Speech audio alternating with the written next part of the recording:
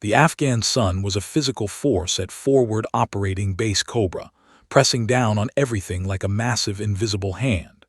At 14:30 hours, the thermometer mounted outside the command tent read 118 degrees Fahrenheit, but on the tarmac where Staff Sergeant Maya Rodriguez stood at attention, it felt closer to 130. Sweat had long ago soaked through her tan undershirt and was now creating dark patches on her combat uniform. A single drop rolled down her temple, tracing the line of her jaw before falling onto the dusty ground where it evaporated in seconds. She had been standing there for 43 minutes. Maya's eyes remained fixed on a point in the distance, a burned-out Soviet tank that had been rusting in the same spot since 1988, a ghost from another war. She couldn't move, couldn't wipe her face, couldn't adjust the rifle sling cutting into her shoulder. General James Hawthorne was conducting his inspection, and you didn't move during a three-star general's inspection, not if you wanted to keep your rank. The Barrett M82.50 caliber rifle stood beside her, propped on its bipod, gleaming despite the dust that covered everything else on the fob. Maya had cleaned it that morning for 2 hours straight, field stripping every component, wiping down every surface until she could see her reflection in the barrel. The weapon was a beast, 30 pounds of American engineering that could punch a hole through an engine block at over a mile away. She'd carried it through the Hindu Kush mountains, slept with it, trusted her life to it. It was more familiar to her than most people. To her left stood Corporal Jenkins with his M4. To her right, Specialist Chen with her M240 machine gun. 47 soldiers in total, arranged in a perfect line, baking in the Afghan furnace. The general had started at the far end of the formation 30 minutes ago, moving with the mechanical precision of a man who'd done this inspection 1,000 times across 100 bases in a dozen countries. Maya could hear his boots crunching in the gravel, getting closer. Crunch, crunch, crunch, each step marking time like a countdown. She'd heard stories about General Hawthorne, 3 tour in Vietnam, 2 in Desert Storm, commanded special operations in Iraq. The man was a living legend with a chest full of medals and a reputation for being able to spot a crooked name tape from 50 yards away. He didn't smile, didn't do small talk. He inspected, he noted deficiencies, and he moved on. The boot stopped beside Specialist Chen. Maya could see him from her peripheral vision, tall, ramrod straight, his uniform so perfectly pressed it looked like it had been carved from stone. His aide, a nervous-looking captain, trailed behind him with a tablet, recording notes. Specialist Chen, the general's voice was gravelly, weathered by decades of shouting over gunfire. Your weapon. M240 Bravo, sir. 7.62 NATO, gas-operated, air-cooled. I know what it is, Specialist. When did you last fire it? Yesterday, sir. Qualification range. Scored expert. Good, the boots crunched again, moving toward Maya. Her heart rate picked up despite herself. She'd faced Taliban fighters at 1,000 meters. She'd slept in foxholes during mortar attacks. She'd made shots that her instructors said were impossible, but something about this moment made her pulse quicken in her ears. The boot stopped. She could feel his presence beside her, a wall of authority and experience. Staff Sergeant Rodriguez. His voice was flat, professional. Yes, sir. Your weapon. Barrett M82.50 caliber, sir. Semi-automatic, anti-materiel rifle. Effective range beyond 1,800 meters. She felt rather than saw him looking at the rifle. A pause. She expected questions. How many confirmed kills? What's your longest shot? Have you maintained the optics properly? The standard queries. But the general said nothing. The silence stretched, 5 seconds, 10, 15. Maya's eyes remained locked forward, but confusion crept into her mind. What was happening? Was something wrong with her weapon, her uniform? Had she somehow screwed up? Then she heard it, a sharp intake of breath, like someone had been punched in the gut. Staff Sergeant, the general's voice had changed. The flat professional tone was gone, replaced by something else, something that sounded almost like shock. His boots moved, not past her to the next soldier, closer, directly in front of her. Maya's training told her not to move, not to look at him directly, but her eyes betrayed her. They flicked down just for a microsecond and saw his hand, extended, trembling visibly, reaching toward her chest, toward her tactical vest, toward the small bronze pin attached just above her name tape. The pin her grandmother had given her 15 years ago, the one she wore on every deployment, the one that had belonged to a grandfather she'd never met. An eagle clutching a skull, worn nearly smooth by time and touch. The general's hand stopped 3 inches from the pin. His fingers were shaking like he had hypothermia, despite the crushing heat. When Maya dared to look up at his face, she saw something she never expected to see on a 3-star general. Terror. His face had gone from tan to chalk white. His jaw was clenched so tight she could see the muscles jumping beneath his skin. His eyes, steel gray and usually hard as diamonds, were wide, locked onto that tiny piece of bronze like he was seeing a ghost. "Soldier," his voice came out as barely more than a whisper. "Where the hell did you get that pin?" The entire formation had gone dead silent. 47 heads turned in unison, every eye on the general and Maya. Even the wind seemed to stop. The aide behind him stood frozen, tablet forgotten in his hands. Maya's mouth had gone dry. "Sir, Where did you get that pin?" Each word was punctuated, harder than the last. Her mind raced. Was she in trouble? Was the pin somehow illegal? Some violation she didn't know about? "My grandmother gave it to me, sir. It belonged to my grandfather, Sergeant First Class Carlos Rodriguez. He died in 1971 in..." The general's knees buckled slightly. His aide rushed forward, but Hawthorne waved him off with a sharp gesture. He stood there, staring at the pin, staring at Maya, his mouth opening and closing like he wanted to speak but couldn't find words. Finally, in a voice so quiet that only Maya could hear it, he said 5 words that would change everything. "Dear God, you're Carlos's granddaughter." The world seemed to tilt on its axis. "Sir, did you know my..." "Not here." He cut her off, his command voice returning but with an edge of barely controlled emotion. "Staff Sergeant Rodriguez, you're coming with me, right now." He turned to his aide. "Captain Morrison, dismiss the formation. Tell them inspection is complete." "But sir, we haven't..." "Now, Captain." The aide jumped. "Yes, sir." General Hawthorne looked at Maya one more time, and she saw something in his eyes she couldn't identify. Grief, recognition, fear. "Bring your rifle," he said quietly. "We need to talk about your grandfather. We need to talk about Operation Silent Condor." He started walking toward the command building. Maya's heart was hammering in her chest. Operation what? She'd never heard that name before. She grabbed her Barrett, slinging it over her shoulder, and followed the general. Behind her, she heard Corporal Jenkins whisper to Specialist Chen, "What the hell just happened?" Maya wanted to know the same thing. But as she walked across the scorching tarmac, watching the general's rigid back, she had the strangest feeling, like she just stepped through a door that had been waiting to open for 50 years. El Paso, Texas. August 1999, 23 years before Afghanistan. 7-year-old Maya Rodriguez sat on the front porch swing of her grandmother's small adobe house, watching the sun sink behind the Franklin Mountains. The wood beneath her creaked with each push of her bare feet against the weathered boards. Inside, she could hear her grandmother Rosa moving around the kitchen, the familiar sounds of dishes clinking and water running. But something was different tonight. Rosa had been crying.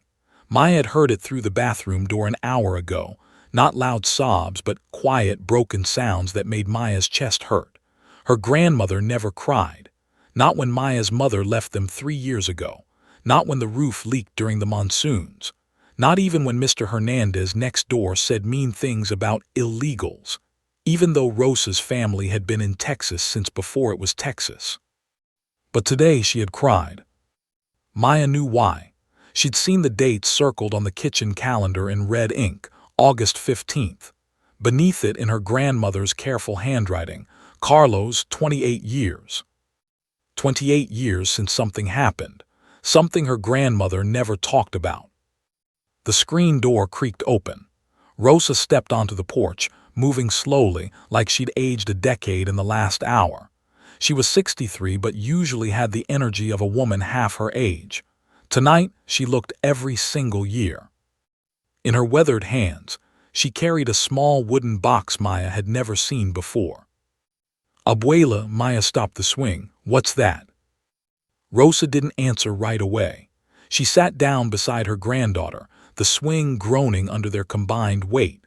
The box sat in her lap, plain and unadorned except for a small brass clasp. Rosa's fingers traced the edges like she was reading Braille.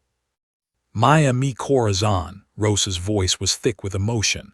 "You're getting older now, and there are things you need to know about your abuelo, about Carlos."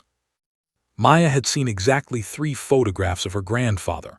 A young man in an army uniform, handsome and serious-looking, with Maya's same dark eyes and Rosa's same stubborn chin. He died before Maya's mother was born. That's all she'd ever been told. "How did he die?" Maya had asked when she was 5. "Fighting for his country," Rosa had answered. "That's all you need to know."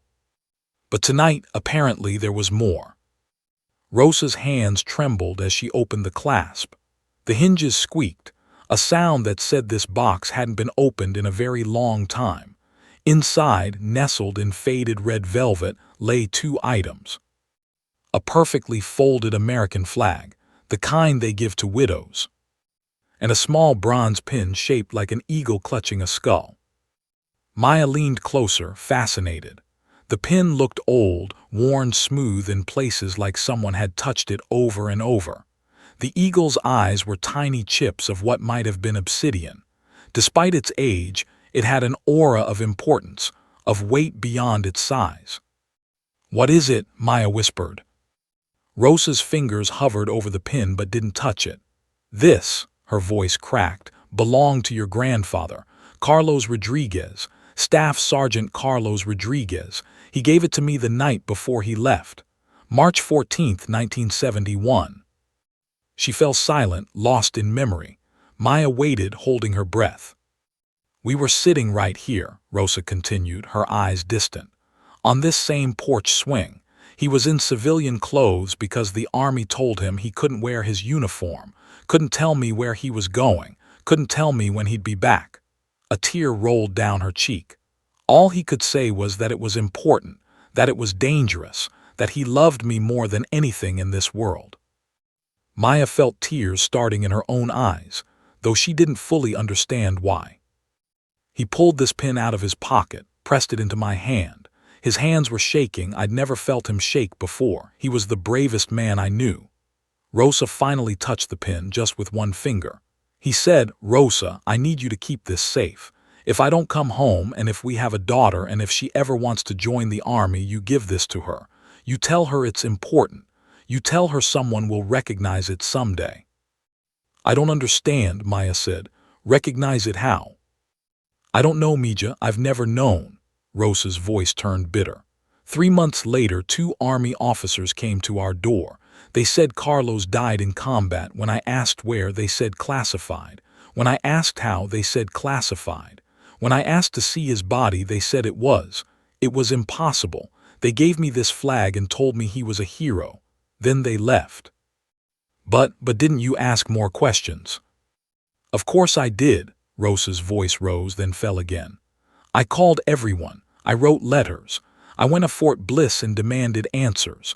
All they would tell me was that Sergeant Carlos Rodriguez died on March 15, 1971, in Southeast Asia during a classified operation. His body was not recovered. Case closed." The bitterness in her grandmother's voice made Maya's stomach hurt. "One officer, though," Rosa continued quietly. A captain, he pulled me aside when the others weren't looking.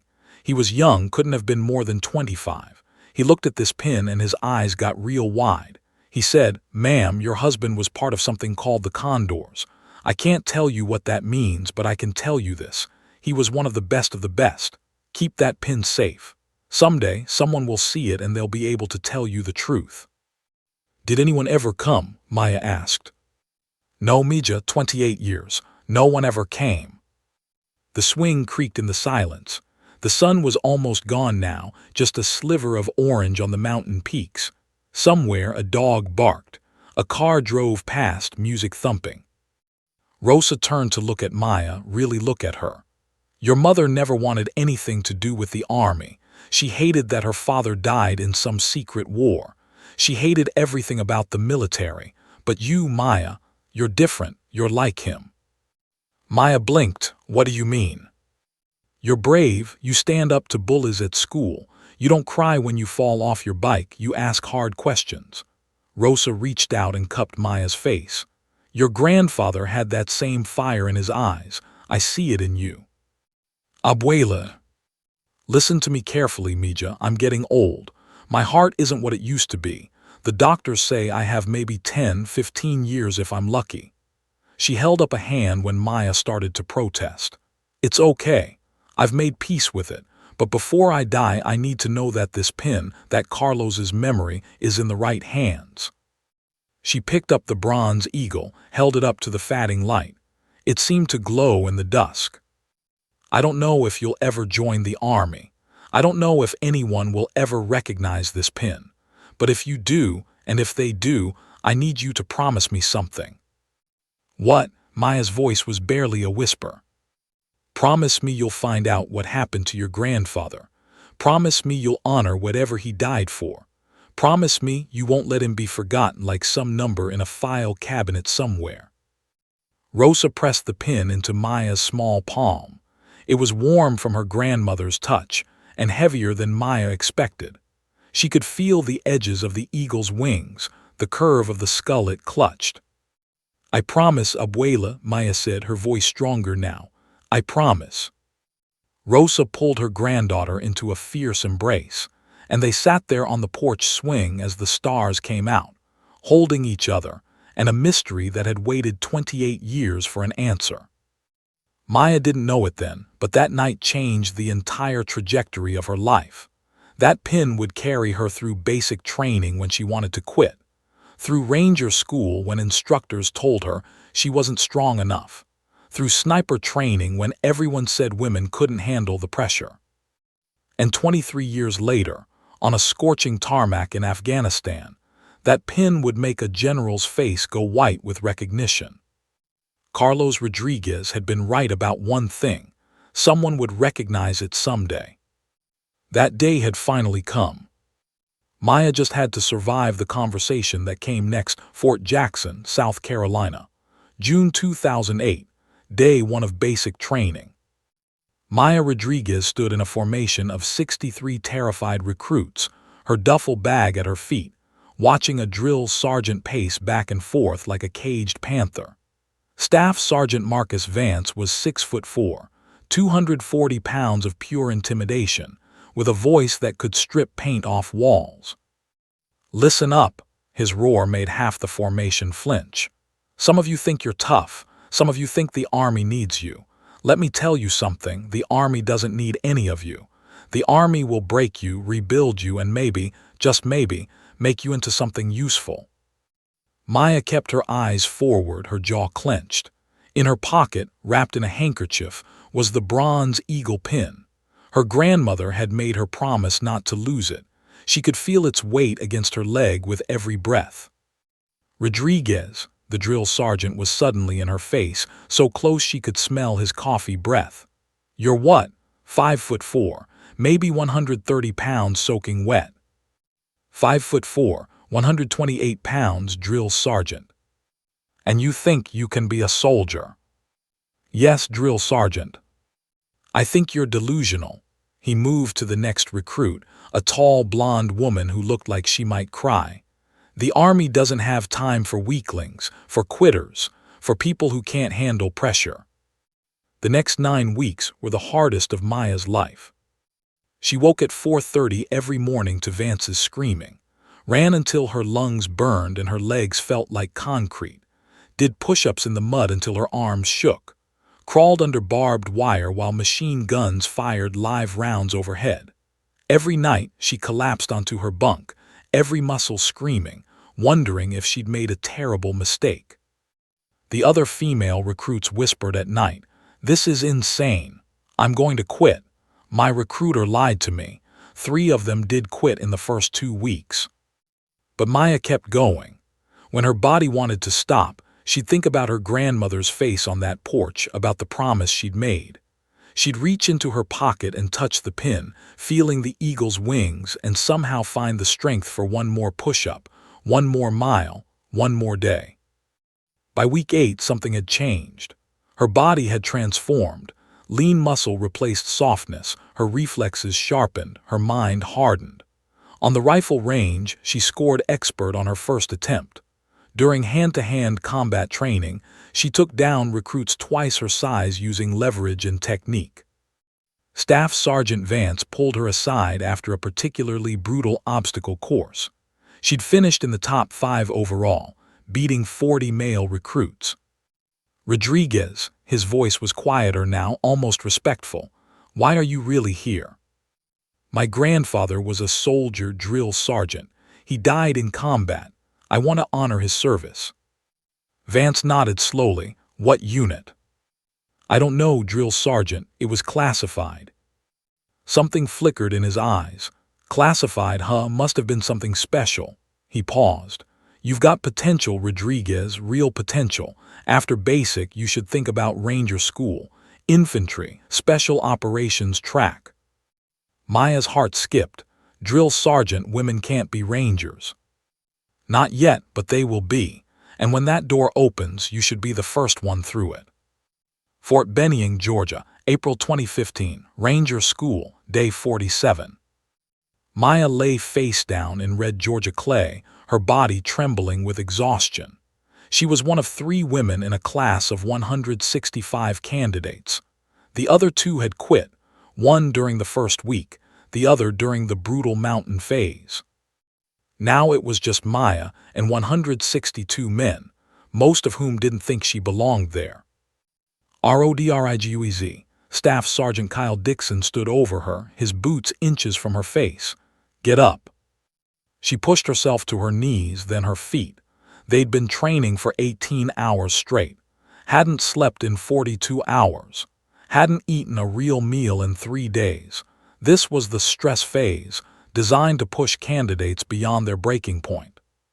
"You're 54 and 130 pounds, Dixon roared. "You think you can hump a Barrett .50 cal through the Hindu Kush? You think you can keep up with men who weigh 70 pounds more than you?" "Yes, Staff Sergeant." "I think you're delusional. Drop and give me 50 burpees now." Maya dropped. Her arms felt like rubber. Her legs were beyond pain. They'd entered some numb zone where sensation didn't exist anymore. She pushed through the first burpee, then the second. Around her, some of the male candidates were smirking. She'd heard their whispers in the barracks, political correctness bullshit. She's going to get someone killed. Women don't belong in combat. On the 10th burpee, her arms gave out.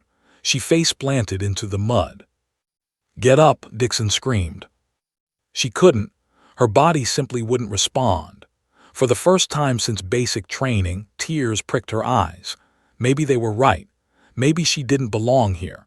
Maybe she was fooling herself, chasing some impossible dream because of a promise to a dead woman about a grandfather she'd never met. Then she felt it, the pin in her cargo pocket pressing against her thigh.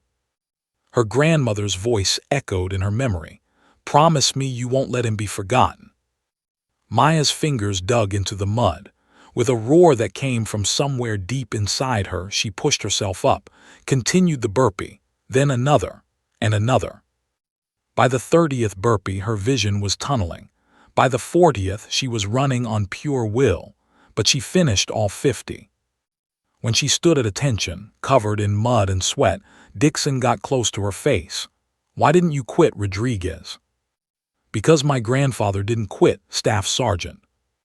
Your grandfather? Sergeant First Class Carlos Rodriguez, killed in action 1971, classified operation. Dixon's expression changed, just slightly.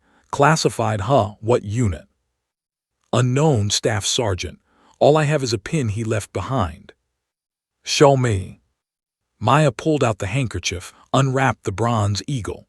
Dixon stared at it for a long moment, his face unreadable. Put that away, he said quietly. And listen to me.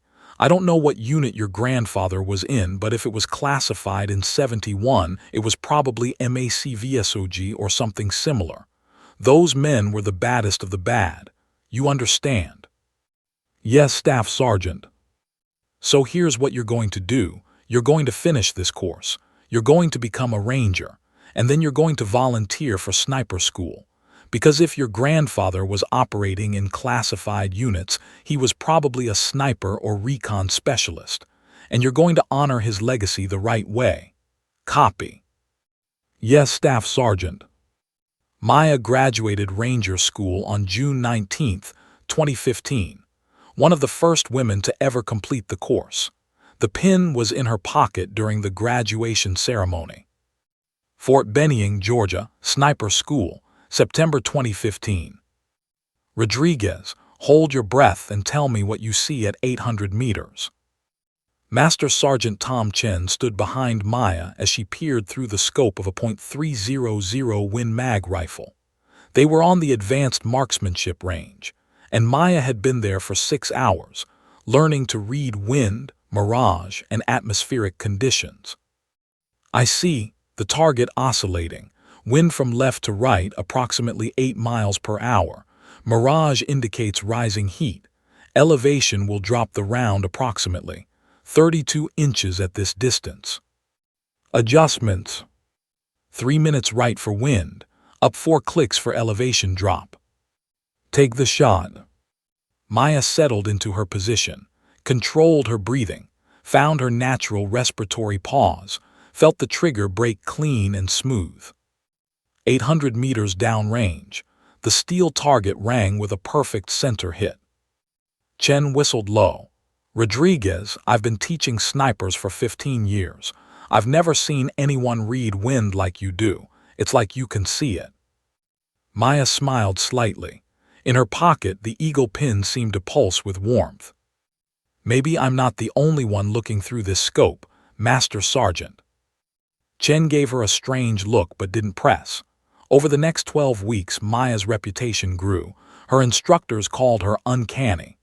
Her fellow students called her the ghost because of how still she could remain in position. She could read environmental conditions that others missed. She had patience that seemed superhuman. On graduation day, Maya ranked first in her class. As she received her sniper tab, Master Sergeant Chen pulled her aside. Rodriguez, there's a special operations unit looking for long-range precision shooters. They work with some unconventional weapons. Barrett .50 cal specifically. Interested. Maya touched the pin in her pocket. Somewhere, 50 years ago, a man named Carlos Rodriguez had probably made a similar choice. Yes, Master Sergeant, absolutely yes. She had no idea that decision would eventually put her on a scorching tarmac in Afghanistan, face to face with a general who knew the truth about her grandfather. But destiny, it seemed, had been waiting 44 years for this moment. And Maya Rodriguez was finally ready to meet it. Helmand Province, Afghanistan, February 2014. The C-130 Hercules touched down at forward operating base Cobra with a bone-rattling thud that made Maya's teeth click together. Through the small window, she could see nothing but tan mountains, tan buildings, tan sky hazed with dust. After 23 hours of travel from Fort Bragg, she was finally in theater. Staff Sergeant Maya Rodriguez grabbed her gear and descended the ramp into heat that hit like a physical wall. 110 degrees at 800 hours. The Barrett M82 case felt like it weighed 1,000 pounds as she hauled it across the tarmac toward the Special Operations compound. A lean, sunburned captain waited for her, arms crossed. "Rodriguez." "Yes, sir." "Captain Steve Matthews. I run the precision fire teams here." He eyed her Barrett case. "You're our new long-range asset. Hope you're as good as your file says." "I'll do my best, sir." "Your best better be perfect. Out here, second place means body bags." He started walking.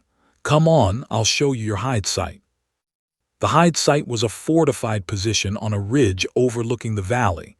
Sandbags, camouflage netting, and a perfect sight line for 1,500 meters. Maya's spotter was a wiry staff sergeant from Texas named Mike Torres, with 10 years in special operations and eyes like a hawk. "So you're the female sniper everyone's talking about," Torres said, not unkindly as they set up her position.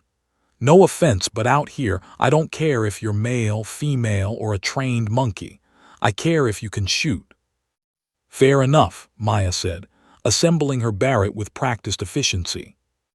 Longest confirmed kill: 1,400 meters. Moving target, 12-mile-per-hour crosswind. Torres whistled. "All right, let's see what you can do." Her first mission came 72 hours later. A squad was clearing a compound suspected of harboring a high-value target. Maya and Torres set up on a rooftop 800 meters away, providing overwatch. Through her scope, Maya watched the squad move in 12 operators, stacked on the door, perfect tactical formation.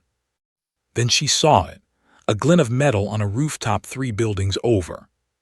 "Contact," she whispered. "Enemy sniper, 11 o'clock, 650 meters." Torres swung his spotting scope. "I don't see. Wait. Yeah, got him. He's got a Dragunov lining up on our guys." Maya's crosshairs found the enemy fighter. He was behind a low wall, only his head and rifle barrel visible. A 4-inch target area. The wind was gusting unpredictably. She could see it in the way the dust swirled below. "Wind?" she asked. "Variable, 5 to 8 miles per hour left to right." Maya controlled her breathing, felt the pin in her pocket pressing against her leg like a talisman, squeezed the trigger. The Barrett's roar echoed across the valley. 650 meters away, the enemy sniper dropped. "Good kill," Torres said quietly. "Clean headshot. You just saved some lives, Rodriguez." She'd killed before in training scenarios, shooting at targets. But this was different. This was a human being who'd been alive 2 seconds ago and now wasn't. Her hands wanted to shake, but she wouldn't let them. "You okay?" Torres asked. "Yeah," she worked the bolt, chambering another round. "I'm okay." Over the next 3 months, Maya's reputation grew like wildfire through the FOB. She provided overwatch for 17 missions, made 32 confirmed kills, never missed a shot that mattered. The operators started requesting her specifically. "Get me Rodriguez on Overwatch" became a common refrain in the Tactical Operations Center. But it was the convoy incident that made her a legend. April 23, 2014, 3:47 hours. Maya was on routine Overwatch, scanning route bronze through her thermal scope. A convoy of 4 MRAPs, mine-resistant ambush-protected vehicles, was rolling south, carrying supplies to an outpost near Sangin. Intelligence said the route was clear. But Maya's instincts were screaming. She'd been watching the valley for 2 hours and something felt wrong. The usual late-night traffic, farmers with donkeys, the occasional motorcycle, was absent. The road was too quiet. "Torres," she whispered to her spotter, "something's off." "Intel says clean route." "Intel's wrong." She scanned systematically, sector by sector. Then she saw it, the faintest glint of metal behind a stone wall 1,600 meters out. She adjusted her scope, an RPG launcher, and next to it another, and another. "Contact, multiple RPG positions. They're setting up an ambush." Torres swung his scope. "Holy, I count 7 positions. They're waiting for the convoy to hit the kill zone. The convoy was 2 minutes away from driving straight into a coordinated ambush. 7 RPGs fired simultaneously would shred those MRAPs like tin cans. 32 American soldiers would die. Maya keyed her radio. Guardian to Convoy Alpha, halt immediately. You are heading into an ambush. Static, then a skeptical voice. Guardian, this is Convoy Alpha Actual. We don't see any threats. Intelligence says route is clear. I don't care what Intel says. I have eyes on 7 RPG positions, 1,600 meters north of your position, waiting for you to enter the kill zone. A pause. She could imagine the convoy commander weighing his options. Trust some sniper he'd never met, or trust the official intelligence report. Guardian, the voice was tense. If you're wrong about this, we're behind schedule for no reason. If I'm wrong, you lose 10 minutes. If I'm right, you lose 32 lives. Your call, sir. Another pause, then, convoy halting. Guardian, you better be right about this.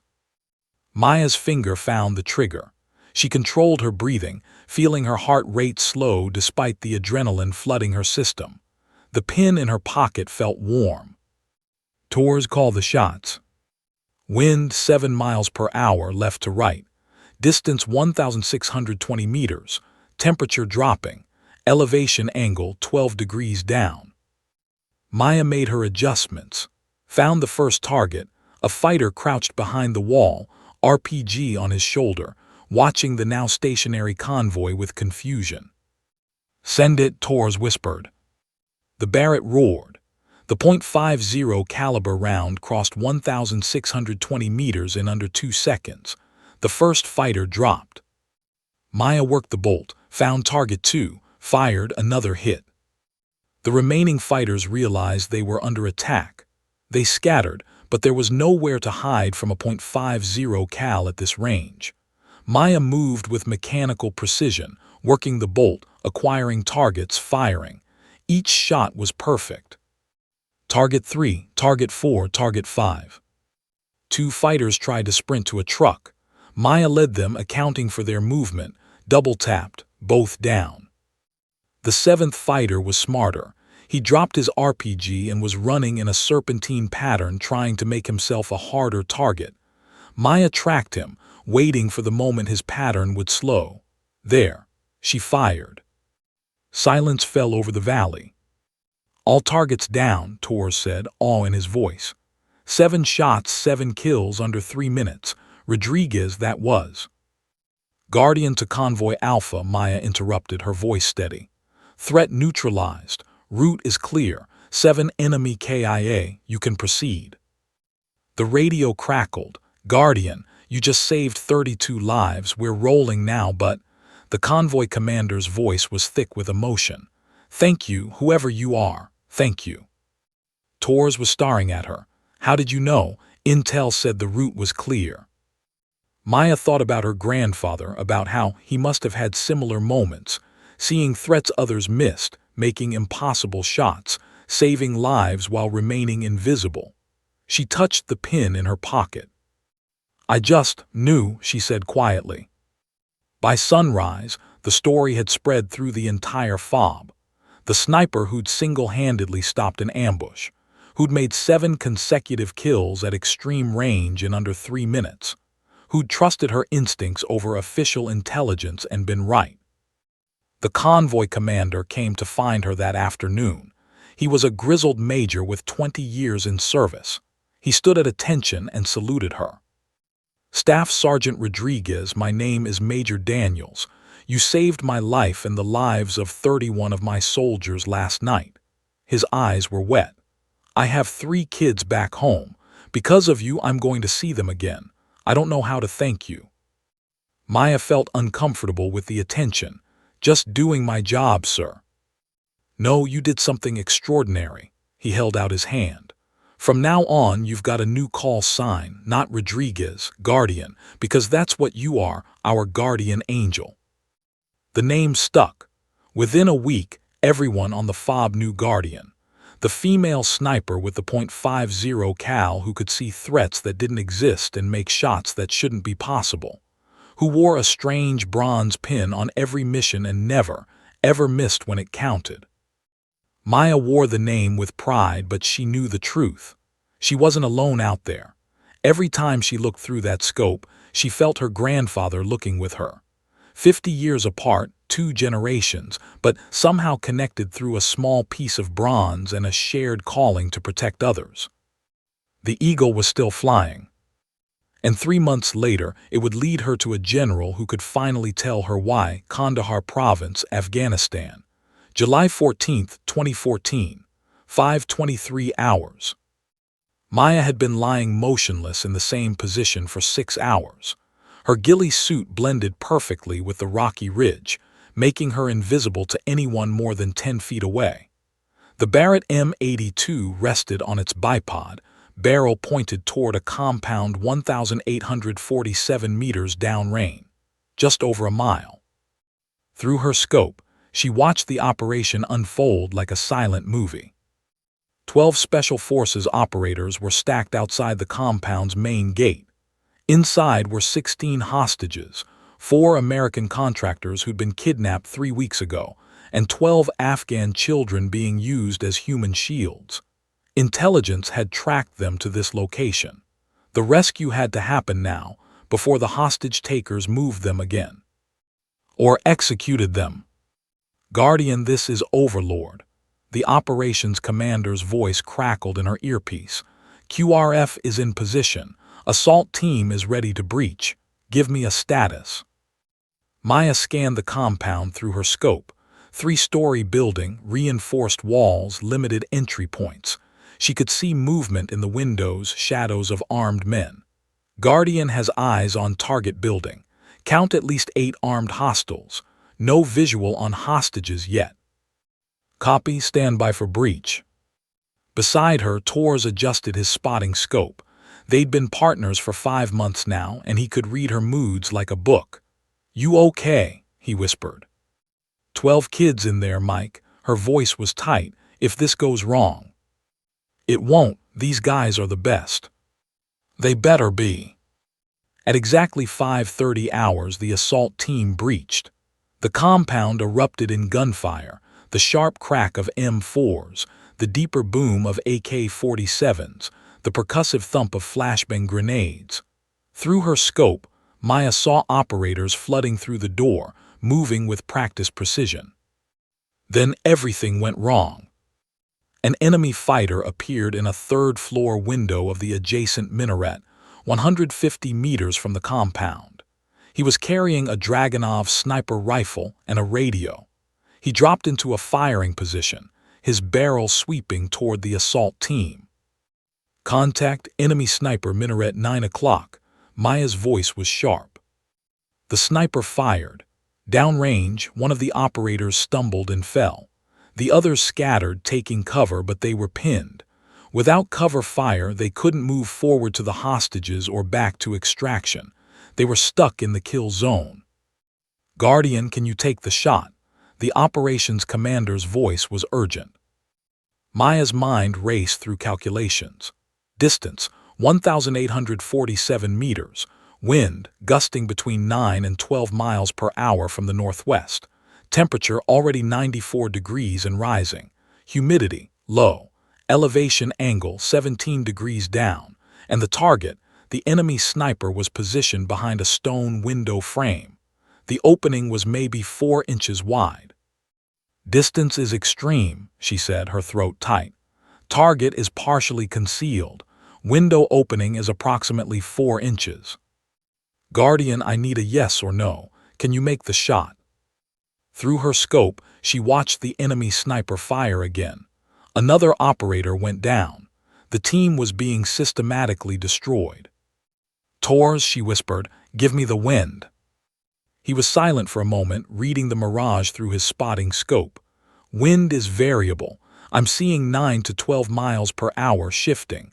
This shot is... He trailed off. Say it. Maya, this is impossible, even for you. The distance alone, we're at the edge of the Barrett's effective range. Add in the wind variance, the tiny target window, and you'd have to account for the Coriolis effect from the Earth's rotation at this distance. There are too many variables. If you miss by even an inch, the bullet hits stone and the sniper stays active. Below, another operator fell. The radio erupted with urgent voices. "We're pinned down. 2 wounded, need immediate casevac. We can't reach the hostages." The operations commander's voice cut through. "Guardian, I need an answer now. Can you take this shot or do I abort the mission?" Abort meant leaving the hostages, leaving 4 Americans and 12 children to die. Abort meant failure. Maya closed her eyes for 1 second. In her mind, she saw her grandmother on that porch swing, pressing the bronze pin into her small hand. Heard her voice, "Promise me you'll honor whatever he died for." Somewhere in a jungle in Laos in 1971, a man named Carlos Rodriguez had faced an impossible choice. He'd made a stand against impossible odds to save 3 lives. He hadn't calculated probabilities or weighed outcomes. He'd just done what needed to be done. Maya's hand moved to her cargo pocket. She pulled out the bronze eagle pin, still wrapped in its handkerchief. She'd never brought it into actual combat before, always kept it back at the fob. But this morning, something had told her to bring it. She unwrapped it, held it in her palm. The eagle's eyes seemed to stare into hers. "Abuelo," she whispered in Spanish, "if you're out there, I need you now." She placed the pin on the ground beside her scope where she could see it. Then she settled back into her firing position, feeling a strange calm wash over her. "Guardian to Overlord," her voice was steady now, certain. "I have the shot, on my count." "Tors," he started to protest. "Mike, trust me." He looked at her for a long moment, then nodded. "Wind is 10 miles per hour northwest. Temperature 94 degrees. Humidity 15%. Distance 1,847 meters. Target is 4 inches wide. You need to aim 6.3 mils right for wind. Account for 380 inches of drop, and add 0.4 mils for Coriolis effect." Maya made the adjustments on her scope. Through the optics, she could see the enemy sniper clearly now, a bearded man in dark clothing, methodically firing at the pinned operators. He had no idea death was coming from over a mile away. She controlled her breathing, in through the nose, out through the mouth, slow, steady. She found her natural respiratory pause, that moment between breaths where the body is perfectly still. The pin glinted in her peripheral vision. Everything else faded away. The radio chatter, Tors beside her, the heat, the war, the world. There was only the scope, the target, and the impossible shot. She felt more than saw the wind shift. A gust from the northwest, pushing dust across the valley. In half a second, the gust would reach the bullet's flight path. She had to fire now into the gust, letting it carry the round to target. Her finger found the trigger, the familiar pressure, then the break point. The Barrett roared.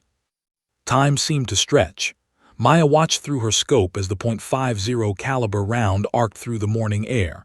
1 second, 2 seconds, 3. The bullet passed through the 4-inch window opening, with half an inch of clearance on each side. The enemy sniper's head snapped back. He collapsed. For a moment, absolute silence on the radio. Then, target down, Guardian, the sniper is. How did you?"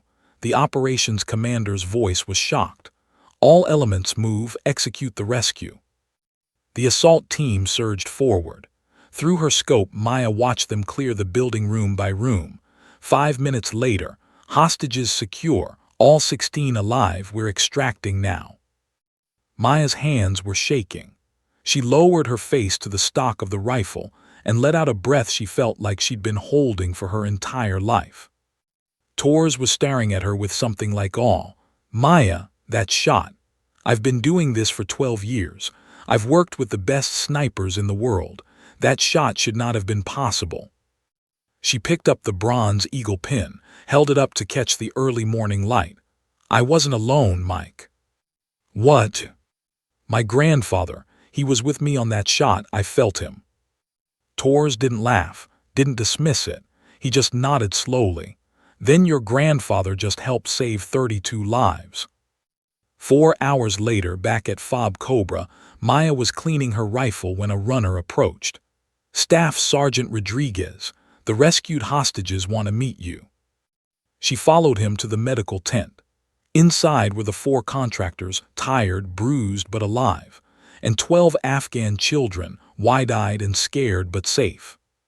One of the contractors, a gray-haired man in his 50s, stepped forward. His eyes were red from crying. Your guardian, the one who made that shot. Yes, sir. He grabbed her hand with both of his. I'm John Patterson. I have 2 daughters your age back in Virginia. I thought I'd never see them again. His voice broke. These children, their families thought they were dead. Because of you, they're going home. The smallest child, a girl maybe 6 years old, walked up to Maya shyly. She said something in Pashto. The interpreter translated. She says you are an angel sent by God. Maya knelt down to the girl's level, showed her the bronze eagle pin. The girl touched it carefully, her small fingers tracing the wings. Not an angel, Maya said softly. Just a soldier like my grandfather before me. But as she stood there, surrounded by the lives she'd saved, she finally understood what her grandfather's pin really meant. It wasn't about impossible shots or legendary missions. It was about doing what needed to be done when others couldn't, about standing in the gap between death and the innocent. Her grandfather had understood that. He'd lived it, died for it. And now, 43 years later, his granddaughter had honored that legacy in a way Rosa would have been proud of. 3 months later, that same pin would make a general freeze in his tracks. The moment of truth was coming. Forward operating base Cobra, Afghanistan, present day, 1437 hours. Maya followed General Hawthorne across the scorching tarmac, her barrett slung across her back, confusion warring with curiosity in her mind. Behind them, the dismissed formation watched in stunned silence. She could feel 47 pairs of eyes burning into her spine. The general walked fast, his stride aggressive despite his age. He had to be in his early 70s, but he moved like a man half that. Every few steps he glanced back at her, his face still pale, his jaw working like he was chewing words he couldn't quite spit out. They passed the motor pool, the mess hall, the aid station. Soldiers snapped to attention as the general passed, but he ignored them all. Finally, they reached a nondescript building at the far end of the compound, the command staff quarters. Hawthorne punched a code into the lock and pushed through the door into blessed air-conditioned coolness. Sir, I don't understand, Maya started. Not yet, his voice was hoarse. Inside now. His personal office was Spartan, a desk, 2 chairs, a cot in the corner, and a wall covered with photographs. Combat scenes from Vietnam, Desert Storm, Iraq. Young soldiers who would now be middle-aged if they'd survived. The general closed the door and locked it. Then he turned to face her, and Maya saw that his hands were still shaking. Staff Sergeant Rodriguez, he took a deep breath. I need you to show me that pin up close. Maya unpinned it from her tactical vest with careful fingers. The bronze eagle felt warm from being pressed against her body armor all day. She handed it to the general. He took it like it was made of glass, held it up to the light, turned it over. His finger traced the eagle's wings, the skull it clutched, the tiny obsidian eyes. When he flipped it to the back, he made a sound, half gasp, half sob. What is it, sir? The serial number. His voice was barely a whisper. Condor 7, this is Carlos's pin. Maya's heart hammered. You knew my grandfather. Instead of answering, Hawthorne moved to his desk. From the bottom drawer, he pulled out a worn leather wallet. His fingers fumbled with the folds, a 3-star general's hands trembling like a child's. He extracted a photograph, creased and faded, the corners worn soft from decades of handling. He laid it on the desk. Maya stepped closer. The photograph was black and white, grainy with age. 12 men in unmarked jungle fatigue stood in 2 rows, surrounded by dense vegetation. They all looked young, early 20s at most, with the lean, hard faces of men who'd seen combat. Each one wore the same bronze eagle pin on their chest. "This was taken in Thailand, March 1971, Hawthorne said, his voice thick. 2 days before we crossed the fence into Laos, Operation Silent Condor, the most classified mission of the Vietnam War." He pointed to a young man in the center of the front row, dark eyes, strong jaw, the same features Maya saw every time she looked in a mirror. "That's your grandfather, Staff Sergeant Carlos Rodriguez, 24 years old, best long-range shooter I ever saw." Hawthorne's finger moved to a skinny kid at the end of the back row, barely 19, looking terrified. "And that's me, Second Lieutenant James Hawthorne, fresh out of West Point, first combat deployment." Maya couldn't breathe. "Sir, my grandmother was told he died in Southeast Asia, classified operation, but she never knew any details, never knew." "Because it stayed classified for 43 years.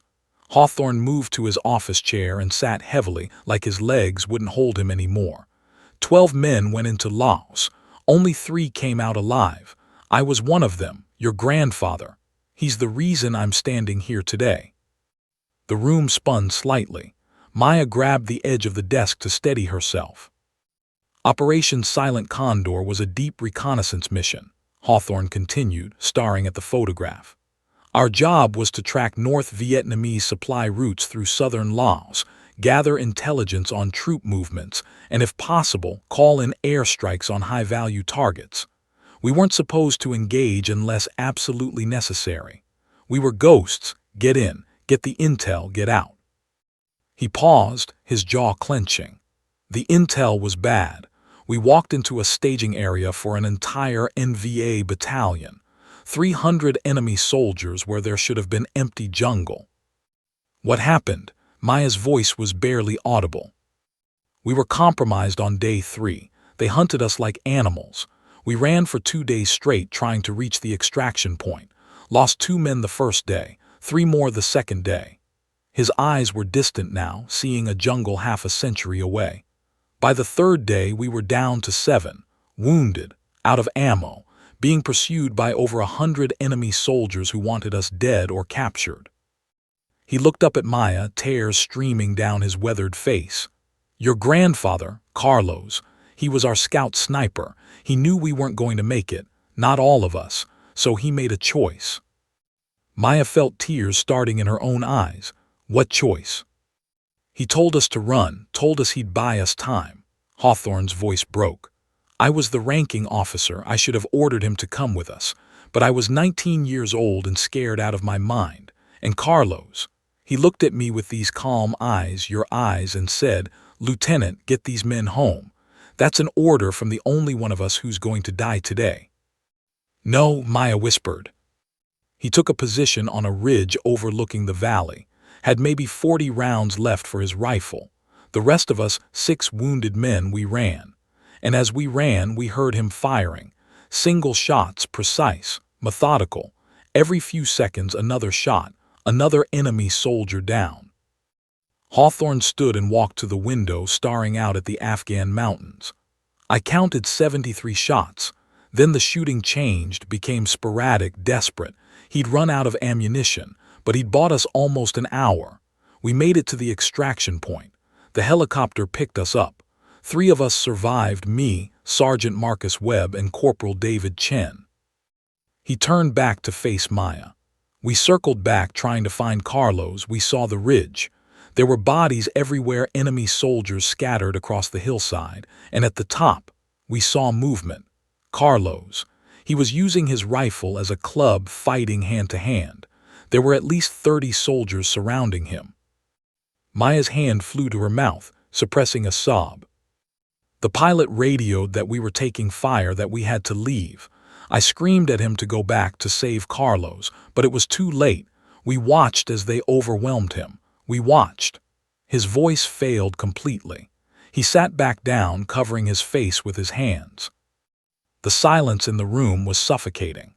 Maya could hear her own heartbeat, could feel the weight of 43 years of buried grief filling the space. Finally, Hawthorne lowered his hands. The three of us who survived, we made a pact. If Carlos's body was ever recovered, we'd make sure he got every honor he deserved. If we ever found his family, we'd tell them the truth about what he did, about how he saved 6 lives at the cost of his own. He picked up the bronze pin again, held it out to Maya. We searched for his family for years. Your grandmother moved, changed addresses. We lost the trail, but we never forgot. The three of us were all generals now. We've spent our entire careers trying to honor the sacrifice of the 9 men who didn't come home from that jungle. Maya took the pin with trembling hands. My grandmother, she died 6 years ago, she never knew. She spent 45 years thinking he was just gone, a number in a file. I'm sorry, Hawthorne's voice was raw. God, I'm so sorry. She deserved to know. She deserved to know that Carlos Rodriguez was the bravest man I ever served with, that he's the reason I lived to have 3 children and 5 grandchildren, that every day I've lived since March 1971 is because your grandfather decided I was worth dying for. He stood and came around the desk. To Maya's shock, the 3-star general pulled her into a fierce embrace. You made an impossible shot today, he whispered. Saved 48 lives, just like your grandfather saved mine. The same blood, the same courage, the same impossible excellence. Maya hugged him back, this stranger who knew her grandfather better than she ever would, and they stood there crying for a man who'd been gone for 43 years but had somehow never left. Outside, the Afghan sun beat down on another day of war. But inside that small office, a circle that had been broken in a Laotian jungle in 1971 was finally, impossibly, complete. There's more, Hawthorne said, pulling back and wiping his eyes. About the operation, about what we found, about why your grandfather's sacrifice mattered so much.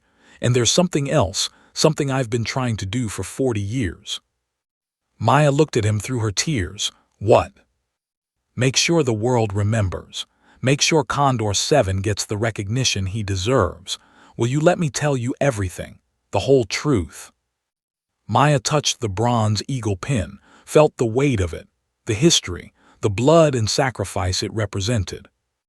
Yes, sir, she said. Tell me everything. General Hawthorne moved to a small safe mounted in the wall behind his desk. His fingers worked the combination, numbers he'd probably memorized 40 years ago.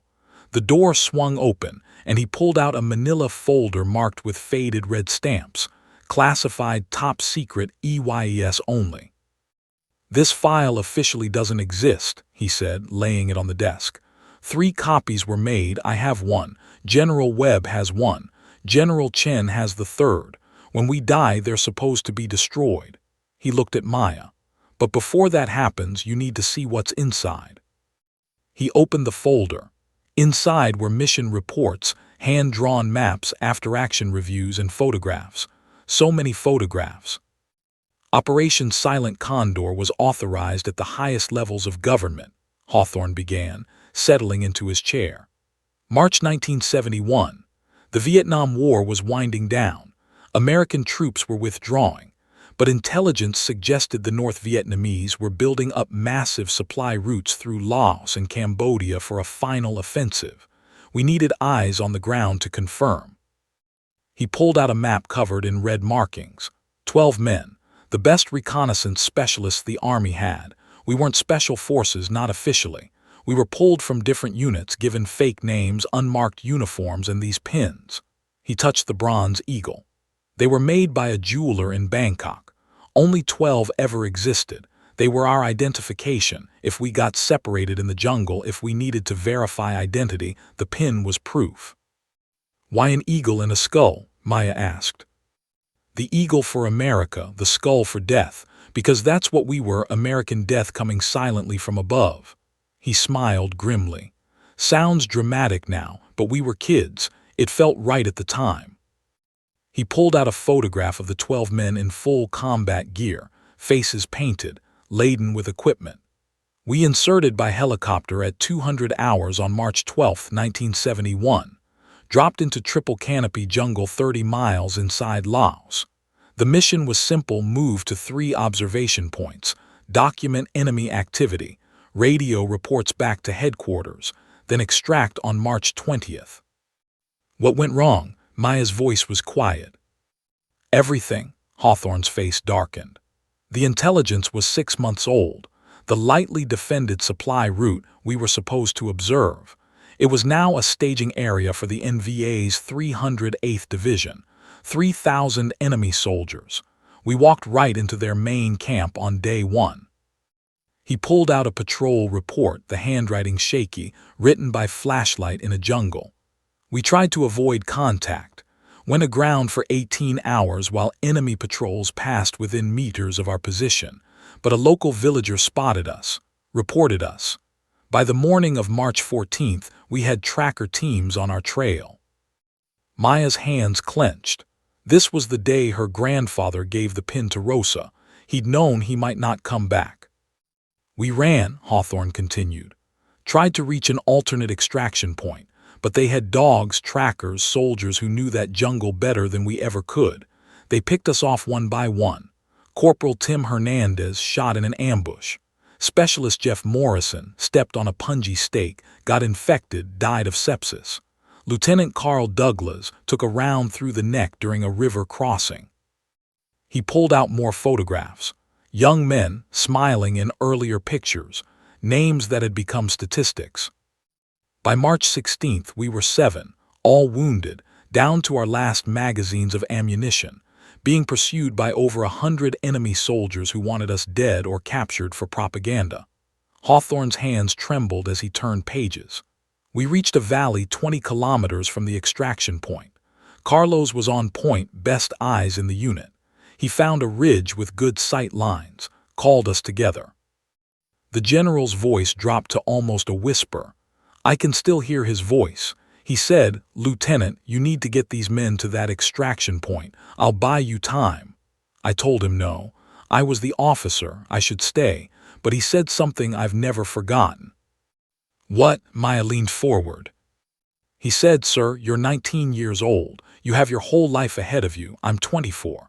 I've been married to the most beautiful woman in the world. I've lived more in my years than most men live in 80. If someone has to make this stand, let it be someone who's already lived." Then he smiled, actually smiled, and said, "Besides, I'm the only one who can make these shots." Hawthorne pulled out a small notebook, dog-eared and stained. "This is my journal from that mission. I wrote down everything, every word." He opened to a page marked March 16, 1971, and read aloud. 13:47 hours. Carlos has taken position on ridge designated Point Yankee. Gave us his remaining grenades and rations. Kept only his rifle, 47 rounds, his knife, and his pin. Before we left, he asked me to make sure Rosa knew he loved her. Asked me to tell her the eagle flies forever. I don't know what that means, but I wrote it down. We're moving to extraction now. God help us all. God help Carlos. He turned the page. 14:12 hours, first shot heard. Single round, precise. Carlos has made contact. He flipped forward. 1429 hours, still hearing shots, every 30 to 45 seconds. Methodical, he's making every bullet count. Another page. 15:01 hours, 73 shots counted, then silence. Then automatic fire, not Carlos' enemy weapons. Then, hand-to-hand sound, screaming, "We can't go back. Lieutenant Chen is bleeding out. If we don't reach extraction in 15 minutes, we're all dead. I'm leaving him. God forgive me, I'm leaving him." Tears streamed down the general's face. We made it to the extraction point, got picked up by helicopter. I violated orders and made the pilot circle back. We saw the ridge. Saw bodies everywhere, 47 dead enemy soldiers scattered across that hillside. And at the top. He pulled out a photograph taken from the helicopter, grainy and distant but clear enough. A lone figure surrounded by bodies, still fighting with his rifle as a club, enemy soldiers swarming him. "That's the last confirmed sighting of your grandfather," Hawthorne said. 15:17 hours, March 16, 1971. We took fire, had to extract, left him there. Maya stared at the photograph, tears blurring her vision. Her grandfather's final moments, frozen in black and white. We sent teams back, Hawthorne continued fiercely. 4 times over 2 years, but the NVA had cleared the area. No bodies, no equipment, no Carlos. The local villagers told stories about the ghost sniper who killed 50 men before being overwhelmed. They said the NVA soldiers were so impressed by his courage they supposedly gave him a warrior's burial, but we never found it, never found him. He pulled out official documents. I wrote him up for the Medal of Honor, so did Webb and Chen. We had the other survivors from the helicopter crew write statements. We had the documented evidence, 73 confirmed kills, saving 6 American lives against impossible odds. But the mission was classified. The operation in Laos was illegal under international law. The Pentagon buried everything. For 43 years, Maya said bitterly. Until now. Hawthorne pulled out a recent document, crisp, official, dated 6 months ago. The operation was partially declassified last year. Not everything, some details are still secret, but enough. Enough for me to do what I should have done 40 years ago. He handed Maya the document. It was a Department of Defense authorization for a memorial at Arlington National Cemetery. Listed were 12 names, the fallen of Operation Silent Condor. At the top, SFCCARLOS Condor 7 RODRIGUEZ. There's going to be a dedication ceremony, Hawthorne said, 2 months from now, November 11th, Veterans Day. The 3 of us who survived were all going to be there. The families of the other fallen have been contacted, but you, Maya, you're the only family we've been able to find for Carlos. He stood, came around the desk, and took both her hands in his. Your grandfather saved my life. He gave me 53 more years I wouldn't have had, 3 kids, 5 grandchildren, a career I'm proud of.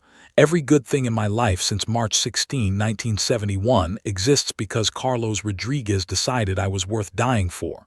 His voice broke. Let me honor him. Let me finally give him the recognition he deserves. Come to Arlington. Stand with us. Let the world know who Condor 7 was. Maya looked down at the bronze eagle pin in her palm, thought about her grandmother crying on that porch swing, about the promise she'd made, about the impossible shot she'd made in Kandahar that had saved 48 lives. Yes, she whispered. Yes, he deserves that. They all deserve that. Hawthorne pulled her into another embrace. Thank you, God, thank you. Behind them, the classified folder lay open on the desk. 12 faces stared out from old photographs. Young men who'd gone into a jungle and never come home. But maybe, finally, they could rest. The eagle had flown in darkness for 43 years. It was time to bring it home. Arlington National Cemetery, Virginia. November 11, 2014, Veterans Day. The morning air was crisp and cold, carrying the scent of fallen leaves and approaching winter. Maya stood in her dress uniform, the bronze star with Valor device gleaming on her chest alongside her Ranger tab and sniper badge. In her hand, wrapped carefully in the same handkerchief her grandmother had used, was the bronze eagle pin. Around her, hundreds of people gathered, veterans, active duty soldiers, family members, and dignitaries. But Maya's eyes were fixed on the new memorial rising from the perfectly manicured grass. Black granite, polished to a mirror finish, carved with 12 names in gold lettering. Operation Silent Condor. March 12-16, 1971. The eagle flies forever. Below that, the names. All 12 men who'd gone into that Laotian jungle, 9 who'd never come home, and at the center, larger than the rest. SFCCARLOS Condor 7 RODRIGUEZ. Maya's throat tightened. Beside her stood General Hawthorne, now in his full dress uniform with 3 stars gleaming. To his right was General Marcus Webb, a broad-shouldered black man with kind eyes. To his left, General David Chen, lean and scholarly-looking. The three survivors of Operation Silent Condor, together for the first time in 5 years. "Your grandmother should be here," Webb said quietly to Maya. "Rosa deserved to see this." "She knows," Maya said, touching the pin. "Wherever she is, she knows." The ceremony began with a military band playing the national anthem. Maya stood at rigid attention, her eyes never leaving her grandfather's name. When the music ended, a chaplain offered a prayer for the fallen. Then General Hawthorne stepped to the podium. 43 years ago, his voice carried across the silent cemetery, amplified by speakers. 12 young men volunteered for a mission that would cost 9 of them their lives. They went into enemy territory knowing they might not return. They did it anyway, because that's what soldiers do. That's what heroes do. He paused, his eyes finding Maya in the crowd. For 43 years, their sacrifice remained classified. Their families were told they died in combat, but not where, not how, not why. That injustice ends today. He told the story abbreviated, sanitized for the public, but true in all the ways that mattered. The mission, the ambush, the desperate flight through the jungle, the final stand. Staff Sergeant Carlos Rodriguez, Hawthorne's voice grew thick with emotion, made a choice on March 16, 1971. He chose to stand alone against over 100 enemy soldiers so that 6 wounded Americans could escape. He fought with 73 rounds of ammunition and a rifle. When the ammunition ran out, he fought with his hands. Witness reports suggest he killed more than 50 enemy soldiers before being overwhelmed. A collective gasp rippled through the crowd. 3 of us survived that day, Hawthorne continued. Lieutenant Marcus Webb, Corporal David Chen, and myself. Every day we've lived since March 16, 1971, is a gift from Carlos Rodriguez and the 8 other men who died in that jungle. We have dedicated our entire careers to honoring their memory. Today, we finally make that honor public. He gestured to Maya. Today, we are joined by Staff Sergeant Maya Rodriguez, granddaughter of Carlos Rodriguez. Maya has followed in her grandfather's footsteps in ways that would make him impossibly proud. She is a Ranger-qualified sniper who has served with distinction in Afghanistan. 3 months ago, she made a shot at 1,847 meters that saved 48 lives, 4 American hostages and 12 Afghan children. The crowd erupted in applause. Maya felt her face flush. "The same blood," Hawthorne said. "The same courage. The same impossible excellence. Staff Sergeant Rodriguez, would you please join us?" On trembling legs, Maya walked to the memorial. General Webb handed her a small bronze plaque. She knelt and placed it at the base of her grandfather's name. The plaque read, "In honor of SFC Carlos Rodriguez." His granddaughter continues the watch. Then she did something she'd planned in the sleepless nights leading up to this moment.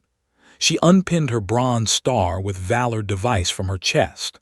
The medal that represented her impossible shot, her courage under fire, her own contribution to the warrior legacy. She placed it next to the plaque. Then, with hands that shook despite her best efforts, she unwrapped the bronze eagle pin. Her grandfather's pin, Condor 7, the pin that had traveled from a Bangkok jeweler to a Laotian jungle to a porch in El Paso to Afghanistan and finally here, to Arlington.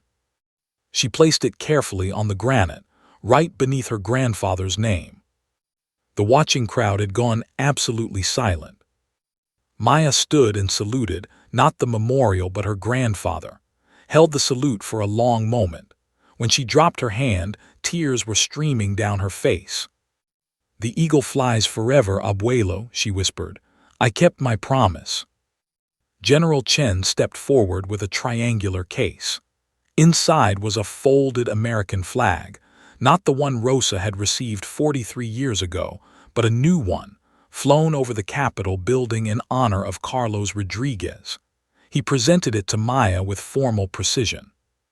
The ceremony concluded with a 21-gun salute, the sharp cracks echoing across the cemetery.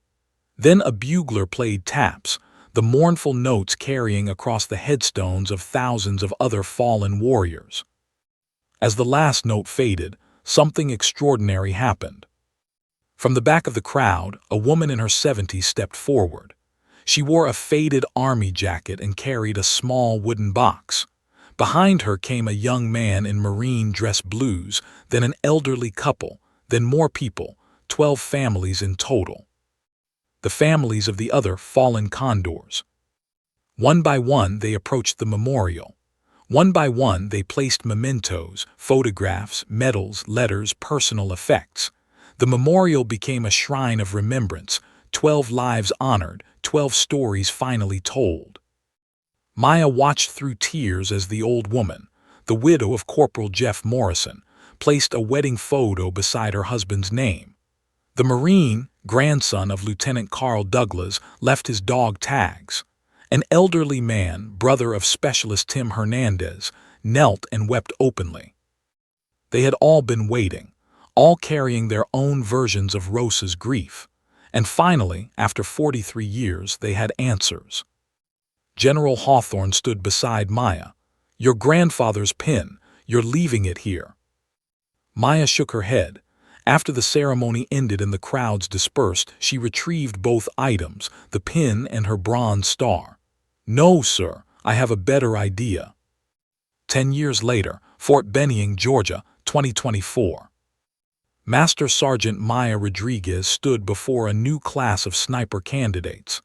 87 faces looked back at her, men and women, all volunteers, all hungry to become the best of the best. On the wall behind her hung a shadow box containing 2 items, a bronze eagle pin and a bronze star with Valor device. "These represent 3 generations of impossible choices," she began, her voice carrying the authority of someone who'd lived what she taught. "My grandfather in 1971, me in 2014, and now, you." She told them the story, all of it, the jungle, the final stand, the impossible shot in Kandahar, the memorial at Arlington. "My grandfather never knew I existed," Maya continued. "But somehow, across 53 years, he taught me everything I needed to know, not through words but through example, through sacrifice, through a small bronze pin that connected 2 generations of warriors." A young woman in the front row raised her hand, barely 20 years old, eyes bright with determination. "Master Sergeant, how do we learn to make those impossible shots? How do we develop that kind of courage?" Maya smiled, picked up a replica of the bronze eagle pin. She'd had a dozen made from the original mold. She handed it to the young woman. "The courage is already in you. It's been there since you volunteered to be here. My job is to teach you the mechanics, the wind reading, the ballistics, the patience. But the heart of a sniper, that comes from understanding what you're protecting, who you're saving, why it matters." She looked at each face in turn. "Some of you will make shots that save lives. Some will hold positions against impossible odds. Some will face choices where failure means people die. In those moments, remember, you're not alone. Every sniper who came before you is looking through that scope with you. My grandfather, me, all of us." The class was silent, absorbing this. "The eagle flew in 1971, Maya said quietly. "It flew in 2014, and it will fly forever because each of you will carry it forward. Will you let it fall, or will you let it soar?" The class responded as one. "Let it soar, Master Sergeant." Maya smiled. Somewhere she thought her grandmother and grandfather were watching, proud, at peace. The bronze eagle gleamed in its shadow box, and in the hands of the next generation, ready to fly again. The end.